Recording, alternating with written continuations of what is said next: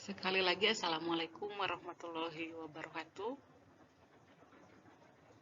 Alhamdulillahirrahmanirrahim. Akhirnya kita kembali memasuki mata pelajaran geografi di kelas 11 semester kedua.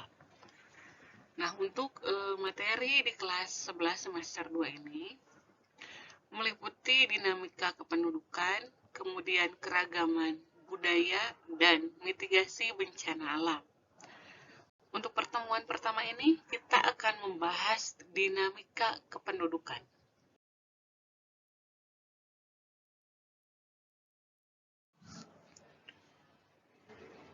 Nah, apa sih yang dimaksud dengan penduduk?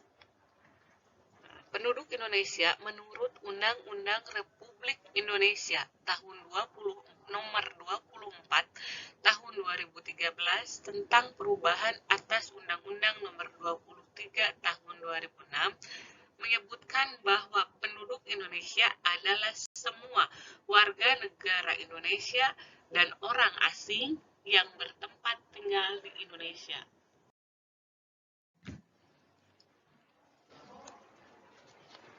Penduduk mengalami perubahan secara jumlah. Nah, perubahan jumlah penduduk ini istilahnya adalah dinamika penduduk.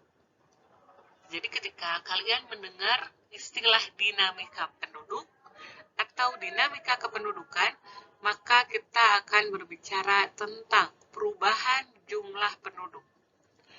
Nah, dinamika penduduk ini dapat dilihat dari beberapa faktor, yaitu yang pertama adalah kelahiran, kedua kematian, dan ketiga migrasi. Kita akan bahas satu kelahiran dulu ya. Kelahiran dikenal dengan istilah natalitas. Nah, ada faktor-faktor yang mendukung dan ada faktor-faktor yang menghambat.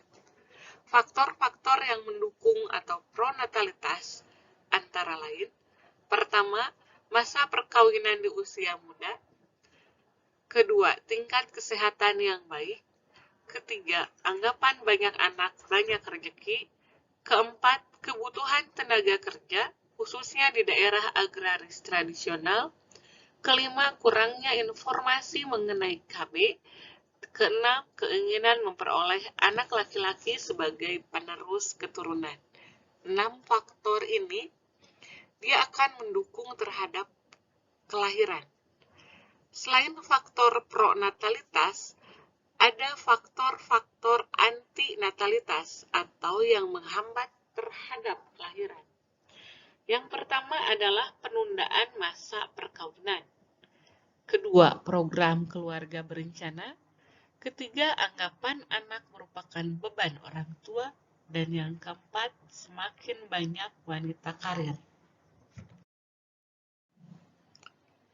Klasifikasi angka kelahiran. Yang pertama, ada angka kelahiran kasar atau crowd birth rate atau disingkat dengan CBR.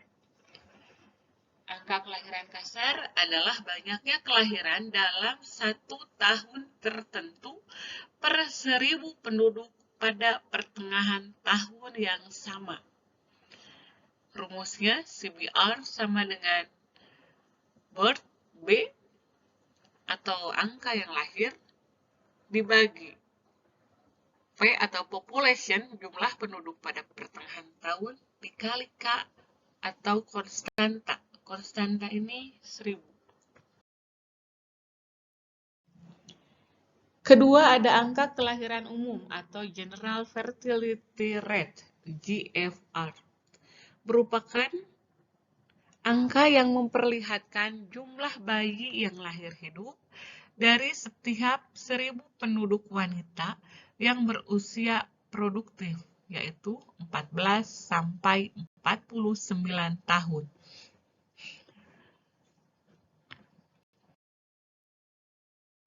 Yang ketiga, ada angka kelahiran menurut kelompok usia atau Age Specific Birth Rate. Angka ini menunjukkan banyaknya kelahiran dari wanita pada suatu kelompok pada tahun tertentu per per 1000 wanita pada kelompok umur dan pertengahan tahun yang sama.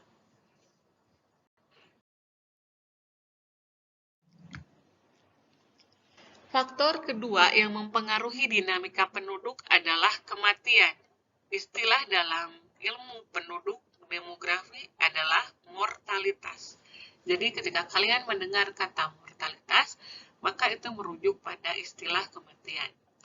Faktor yang menunjang angka kematian disebut dengan promortalitas antara lain: pertama, rendahnya kesadaran masyarakat akan pentingnya kesehatan. Kedua, terjadinya bencana alam seperti tsunami, gempa bumi, gunung meletus, banjir, ataupun longsor. Ketiga, terjadinya peperangan. Keempat, wabah penyakit. Kelima, pembunuhan dan kriminalitas. Keenam, fasilitas kesehatan yang belum memadai. Dan keadaan gizi penduduk yang rendah. Selain itu, ada pula faktor yang menghambat kematian atau anti-mortalitas, yaitu meningkatnya kesadaran penduduk akan pentingnya kesehatan, kemudian fasilitas kesehatan yang memadai, kemudian meningkatnya keadaan gizi penduduk, kemudian kondisi yang aman, tentram di suatu daerah, serta ajaran agama yang melarang bunuh diri. Tapi maksud dari faktor anti kematian atau faktor yang menghambat kematian ini bukan berarti dengan mengerjakan ini semua seseorang tidak akan pernah mati, ya. Karena kematian itu adalah rahasia Tuhan yang memang sudah tercatat sebagai takdir masing-masing manusia. Namun dengan meningkatnya kesadaran penduduk, meningkatnya fasilitas kesehatan, gizi, kondisi daerah yang aman, tentram, serta ajaran agama yang melarang membuat hidup penduduk semakin berkualitas sehingga meminimalisir sakit atau sejenisnya. Klasifikasi angka kematian.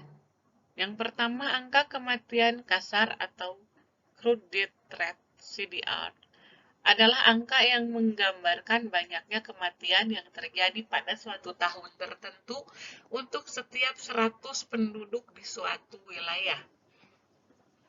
Rumusnya bisa kita lihat di sini. Kemudian yang kedua, ada angka kematian menurut kelompok umur, yaitu banyaknya kematian per 1000 penduduk laki-laki atau perempuan. Dan yang ketiga, angka kematian bayi merupakan angka yang menggambarkan banyaknya kematian bayi berusia di bawah 1 tahun per 1000 kelahiran hidup pada 1 tahun tertentu. Faktor yang ketiga yang mempengaruhi dinamika penduduk adalah migrasi. Migrasi itu apa sih? Nah, migrasi berbicara tentang perpindahan penduduk, baik dari dalam negeri ke luar negeri atau dari luar negeri ke dalam negeri. Ada angka migrasi masuk. Migrasi masuk, rumusnya adalah I, jumlah migran masuk pada tahun tertentu, dibagi P, populasi atau jumlah penduduk pada pertengahan tahun tertentu, dikali konstanta, 1000. B, angka migrasi keluar atau MO.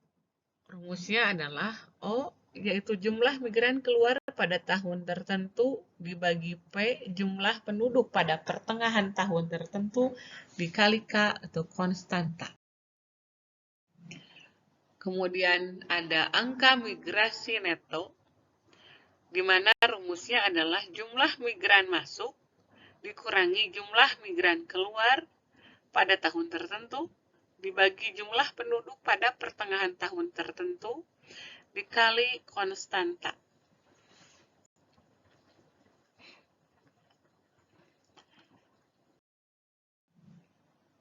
Kemudian ada angka migrasi bruto. Rumusnya jumlah migran masuk pada tahun tertentu ditambah jumlah migran keluar pada tahun tertentu dibagi P1 jumlah penduduk di tempat tujuan ditambah jumlah penduduk di tempat asal dikali. Nah, anak-anak, untuk pertemuan pertama itu saja dulu kita membahas tentang dinamika penduduk secara pengertian dan faktor-faktor yang mempengaruhi dinamika penduduk. Nah, untuk selanjutnya, kita akan coba membahas ini ya, pertumbuhan penduduk dan proyeksi penduduk. Silahkan dipelajari lagi. Semoga dapat dipahami. Boleh bertanya jika tidak dipahami. Terima kasih atas perhatiannya. Assalamualaikum warahmatullahi wabarakatuh.